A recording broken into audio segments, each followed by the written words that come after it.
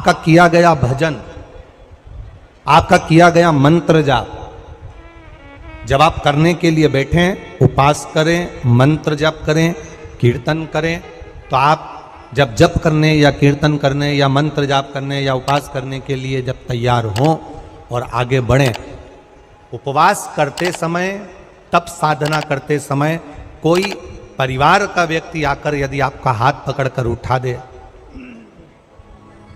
या आपको अपशब्द कहे, तो यह श्रेष्ठता नहीं हो। आप करो पशुपति व्रत,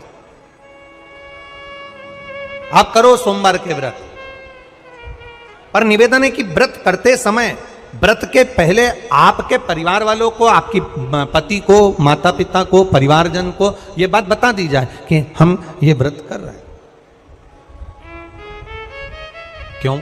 उसका कारण केवल इतना सा है कि जब हम ये परिवार वालों को बता देंगे कि हम व्रत कर रहे हैं, तो आपके व्रत में कोई टोकने वाला नहीं रहेगा, आपके व्रत को कोई रोकने वाला नहीं रहेगा, और आप निष्कपट भाव से भगवान की अविरल भक्ति को धारण कर सकते हो। निष्कपट भाव से भगवान के भजन को धारण कर सकते। इतना सुंदर वर्णन किया गया है महामृत्युंजय मंत्र का। यदि हम किसी ब्राह्मण से अनुष्ठान करवा रहे हैं, महामृत्युंजय मंत्र का यदि हम किसी ब्राह्मण से अनुष्ठान करवा रहे हैं, शिव महापुराण की कथा कहती है, अनुष्ठान पत्नी करवा रही है या पति करवा रहा है, सास करवा रही है या ससुर करवा रहा है, घर का जेठ करवा रहा है या जेठानी करवा रही है, शिव महापुराण की कथा कहती है जितने लोग आपके घर में रह रहे हैं, जितने लोगों के साथ आप 24 घंटे घर के अंदर रह रहे हैं, जब हम पशुपति व्रत करें या महामृत्युंजय का अनुष्ठान किसी ब्राह्मण से करवा रहे हैं या मंदिर में हम अनुष्ठान करवा रहे हैं, तो भी हमारे चित्तवृत्ति से हमारे परिवार वालों को यह मालूम होना चाहिए कि मैंने उन ब्राह्मण के द्वारा अपने परिवार के हित के लिए, अपने बुजुर्ग के हित के लिए, अपने घर के हित के लिए मैंने महामृत्युंजय का अनुष्ठान करवाया है। उसका पुण्य 4 गुना बढ़ता है, जिससे घर के लोगों में कोई विस्मयता उत्पन्न ना हो।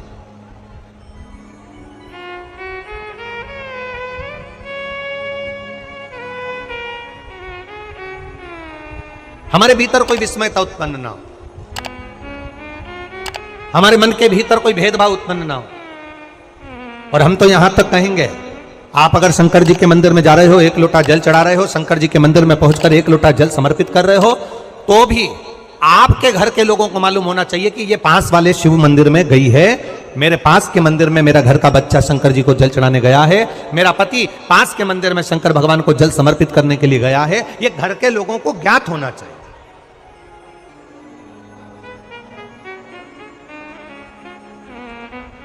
घर के लोगों को यह मालूम होना चाहिए कि ये पास के मंदिर में मेरी धर्म पत्नी गई है, पास के मंदिर में मेरे माता पिता गए, पास के मंदिर में मेरे परिवार के लोग गए। ये आपकी चित्तवृत्ति में और परिवार की चित्तवृत्ति में ये बात रहना चाहिए, छुपा कर नहीं जाना।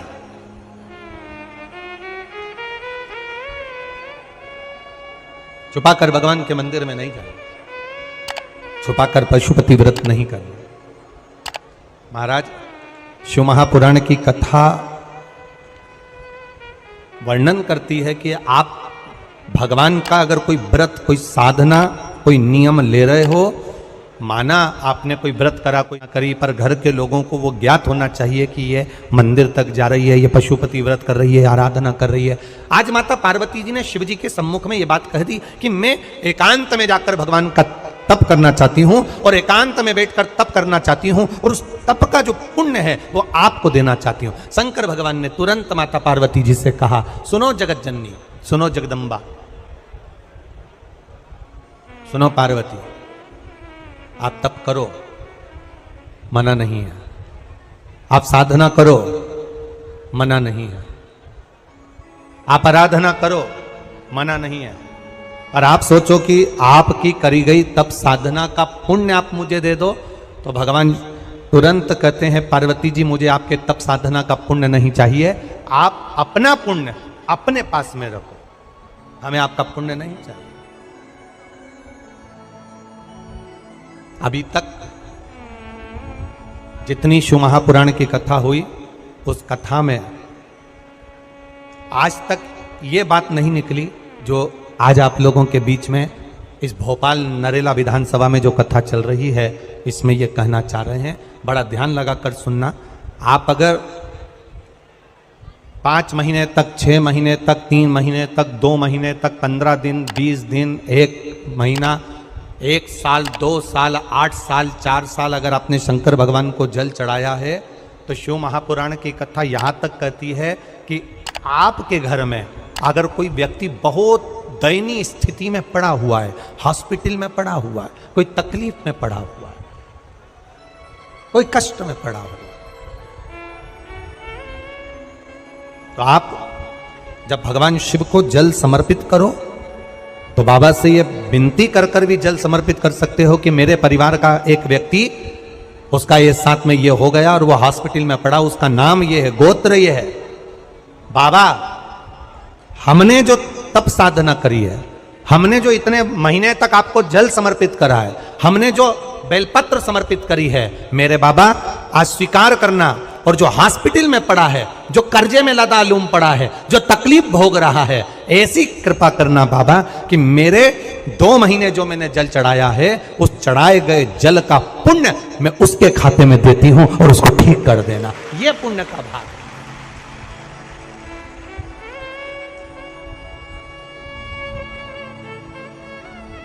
ये पुण्य का भाग है। आप अपना पुण्य भी किसी जीव के कल्याण हेतु दे सकते हैं। अब किसी ने एक बार ये कथा सुनी और कथा सुनकर कहा, महाराज जी आप कहते हो कि शंकर जी पे चढ़े हुए जल का पुण्य भी हम किसी को दे सकते हैं क्या? शंकर जी को चढ़े हुए जल का पुण्य क्या किसी को दिया जा सकता है? क्यों नहीं दे सकते? क्यों प्रदान नहीं कर सकते?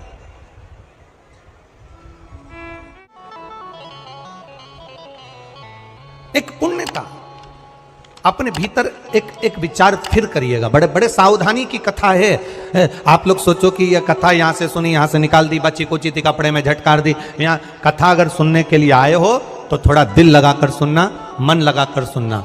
हो सकता है एलईडियां थोड़ी बंद चालू हो, मना नहीं है, पर माइक की व्यवस्था आपके पास में है तो दिल लगाकर सुनो। जहां मौका मिल जाए वहां बैठकर अपना चित्त लगाकर सुनना, क्योंकि 3 घंटे में से केवल 2.5 घंटा आपको प्राप्त होता है।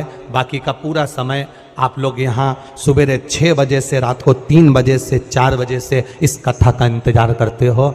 शायद दुनिया की पहली कथा होती है शिव महापुराण की कथा, जिसको लोग रात को 4-4 बजे से 3-3 बजे से जगह संभाल कर बैठकर कथा सुनते हैं। तपती हुई धूप, भयंकर गर्मी, 2 किलोमीटर दूर तक पैदल चलकर आना और बैठने के लिए इतना 8-8, 9-9 पंडाल लगाए घर पर, 9-9 पंडाल भी फुल हैं। उन पंडालों में जगह नहीं। धूप में छाता पकड़ना, चादर पकड़ना, साड़ी पकड़ना और उसको पकड़कर बैठे रहना। तपती हुई धूप में जहां तहां बैठकर कथा सुनना, ये दुनिया की पहली कथा है जिसको लोग कभी भूल नहीं पाएंगे कि इतनी धूप में भी लोग कथा सुन सकते। इतनी धूप, इतनी गर्मी, और केवल एक जगह नहीं, जहां शिव महापुराण की कथा का रसतत्व होता है वहां लोग इंतजार करते हैं 3-3 बजे तक। इसको छूटने मत देना। ग्रहण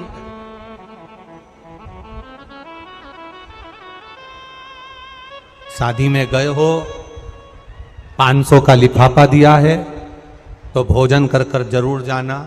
और कथा में धूप में चलकर आए हो तो भले आधे घंटे की सुनना, पर कथा में दिल लगाकर जरूर जाना। दिल लगाकर जाना, चित्त लगाकर। आप अगर 1 लोटा जल भगवान शिव को समर्पित कर रहे हो, आप एक बेलपत्र भगवान शंकर को समर्पित कर रहे हो, आप एक शमी का पत्ता भी भगवान शंकर को समर्पित कर रहे हो, आप भगवान शंकर का पंचानंद स्नान करा रहे हो, आप भगवान शंकर के मंदिर का शिखर दर्शन कर रहे हो, आप भगवान शंकर के मंदिर में जाकर झाड़ू लगा रहे हो, पोछा लगा रहे हो, सफाई कर रहे हो, तो भी तुम्हारी चित्तवृत्ति में रहना चाहिए कि जब किसी पर दुख की घड़ी आए, किसी पर तकलीफ आए, किसी पर कष्ट आए, हमारा करा गया पुण्य हम उसके खाते में दे सकते हैं। हम अपने पुण्य को दूसरे के खाते में प्रदान कर सकते हैं।